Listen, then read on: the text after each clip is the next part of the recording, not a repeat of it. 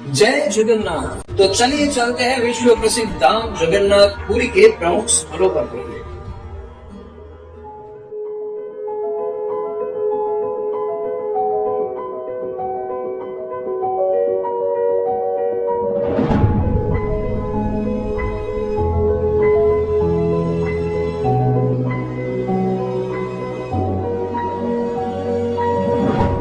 कब कहाँ दर्शन खुले रहते हैं, कौन से स्थल पर आप घूमने जा सकते हैं, बजट कितना होगा, उसकी पूरी जानकारी देंगे। तो जुड़े रहिए हमारे साथ इस पूरी यात्रा में। सबसे पहले आप जाइए जगन्नाथ मंदिर के दर्शन करने, जो सप्तपुरी में से एक और भारत के प्रमुख 4 धाम में से भी एक धाम है। तो चलिए मंदिर की पवित्रता को गहराई से महसूस करते हैं, जहाँ की हवा भक्ति से और जय जगन्नाथ के लयबद्ध मंत्र से गूंज रही है।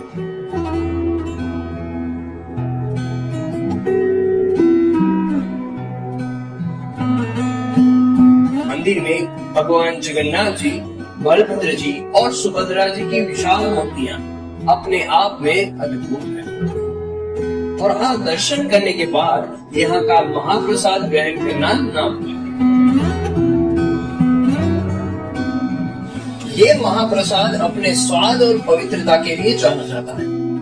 भोजन ग्रहण करने के बाद जाइए परिसर में स्थित अन्य मंदिरों के दर्शन करने, जिसमें शामिल है विमला शक्तिपीठ, जो 51 शक्तिपीठों में से एक माँ दुर्गा को समर्पित मंदिर है। यहाँ के शांत वातावरण में थोड़ी देर बैठने के बाद फिर जाइए श्री मार्कंडेय स्वामी मंदिर। हिंदू धर्म ग्रंथों के अनुसार ये मंदिर भगवान शिव को समर्पित है और अमरत्व प्राप्त करने वाले मार्कंडेय ऋषि द्वारा स्थापित किया गया था। कहा जाता है कि ऋषि ने इसी स्थान पर भगवान शिव की कठोर तपस्या की थी, इसीलिए इस मंदिर का नाम उनके नाम पर रखा गया। यहाँ दर्शन करने के बाद अब आप जाइए नरेंद्र पोखरी। यह विशाल तालाब अपनी शांति और पवित्रता के कारण एक आकर्षक स्थल है। रथ यात्रा के समय यहाँ भगवान जगन्नाथ जी, बलभद्र जी और सुभद्रा जी की मूर्तियों को स्नान के लिए लाया जाता है। यहाँ थोड़ा समय बिताने के बाद अब चलते हैं गुंडीचा मंदिर। ये वही मंदिर है जहाँ रथ यात्रा के दौरान तीनों भगवान को विराजित किया जाता है। अब यहाँ से जाइए गोवर्धन मठ, जो शंकराचार्य जी द्वारा स्थापित पीठों में से एक है। इस मठ की वास्तुकला और आध्यात्मिक महत्व को जानिए। अब समय है प्राकृतिक सौंदर्य का आनंद लेने का। तो अब आप जाइए स्वर्ग द्वार बीच।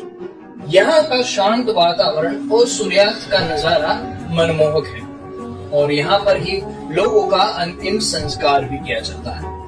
ऐसा माना जाता है कि यहाँ चिता को अग्नि देने से उनको स्वर्ग की प्राप्ति होती।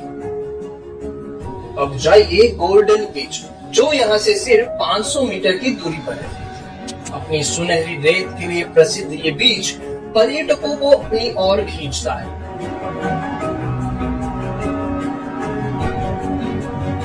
बेड़ी हनुमान मंदिर।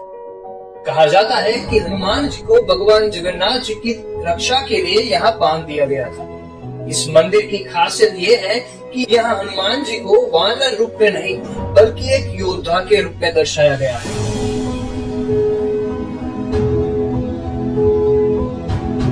यहाँ पर दर्शन करने के बाद अब निकल जाइए साक्षी गोपाल मंदिर की ओर, जो बेड़ी हनुमान मंदिर से 18 किलोमीटर की दूरी पर स्थित है। ये मंदिर भगवान कृष्ण को समर्पित है। मंदिर से जुड़ी कई कहानियां प्रचलित है, जिनमें से एक है कि भगवान कृष्ण स्वयं यहाँ गांव की शादी में गवाह बनने के लिए आए थे। तो यहाँ थोड़ा समय बिताने के बाद निकलिए कोणार्क सूर्य मंदिर के लिए, जो यहाँ से करीब 50 किलोमीटर की दूरी पर स्थित है। यहाँ का सफर और ये मंदिर अपने आप में अद्भुत है। सूर्य देव को समर्पित ये 13वीं शताब्दी का मंदिर अपनी शानदार वास्तुकला के लिए दुनिया भर में प्रसिद्ध है। इस मंदिर को सूर्य के रथ के रूप में बनाया गया है, जिसके 24 पहिए दिन और रात के 24 घंटों का प्रतीक है।